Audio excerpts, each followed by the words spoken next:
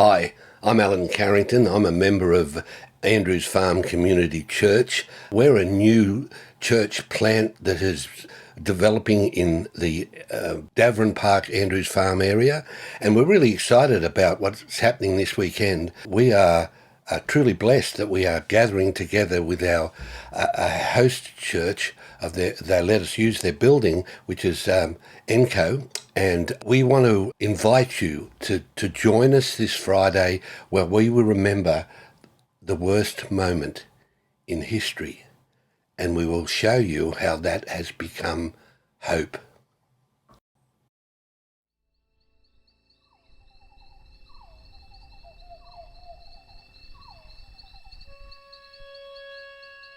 Perhaps the supreme demonstration of God's use of suffering and evil for good was revealed in the death of Jesus.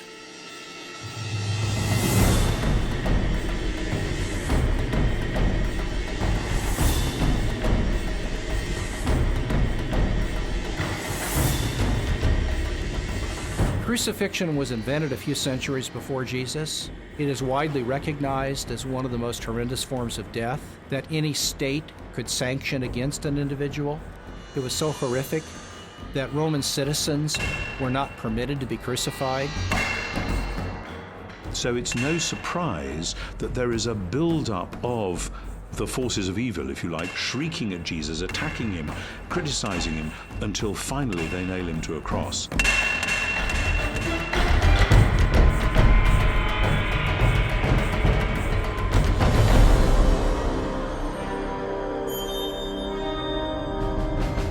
They came to a place called Golgotha, which means the place of the skull. There, two robbers were crucified with him, one on his right and one on his left. Those who passed by hurled insults at him, shaking their heads and saying, "Save yourself! Come down from the cross if you are the Son of God."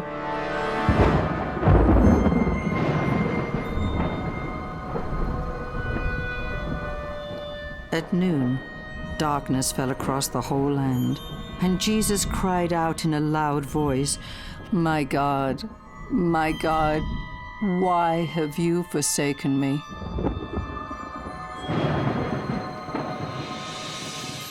And he suffered, the Bible tells us, great emotional and spiritual agony because he experienced separation with his Father, and he experienced the actual sin of the world in his own conscious life and what it was like to feel and experience that evil and hurt.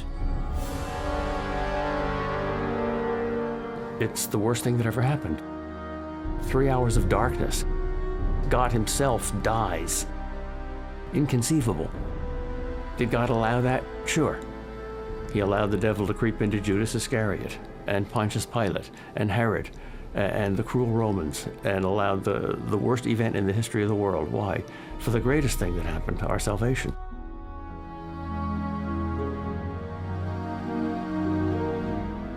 That injustice was redeemed by an all-wise, all-knowing, all-loving, all-powerful God. He could take those kinds of things and he can turn them in to the greatest goodness imaginable, the salvation that would be available only through him.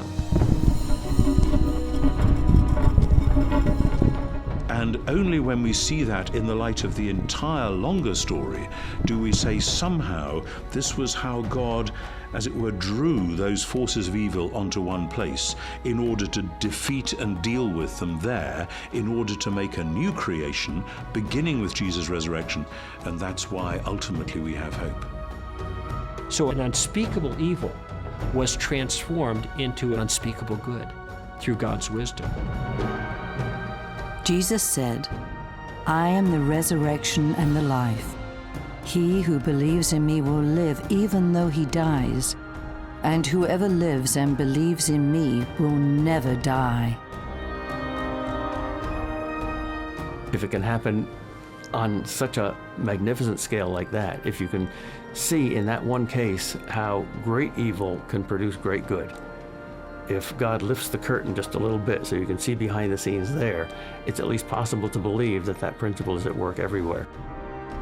This is so spectacularly wonderful that it gives us the hope that evil will never be able to be the last word about us, that there will always be a way of finding something good, that while the evil was still evil, it can redeem it and keep it from triumphing over us.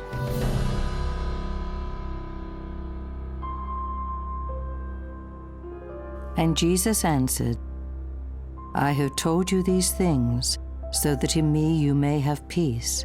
In this world you will have trouble, but take heart. I have overcome the world. That's a powerful statement. Jesus is acknowledging that because of the acts of humanity that open the door to evil in this world, we have pain, we have suffering. He doesn't try to cover it up. It's an inevitable part of life. And yet he tells us something else in that passage that's even more important.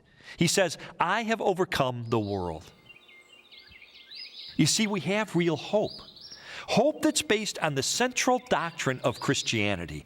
God became a man and entered directly into the suffering of the world.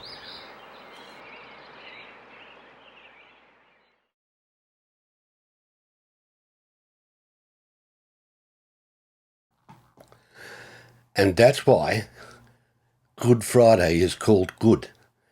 And we would love you, if you are free on Friday morning, if you are within driving distance of Andrews Farm and Davern Park, to join us and learn, or rather reflect on, the hope. If your life needs hope, if you want to increase your hope for the future, we'll see you Friday.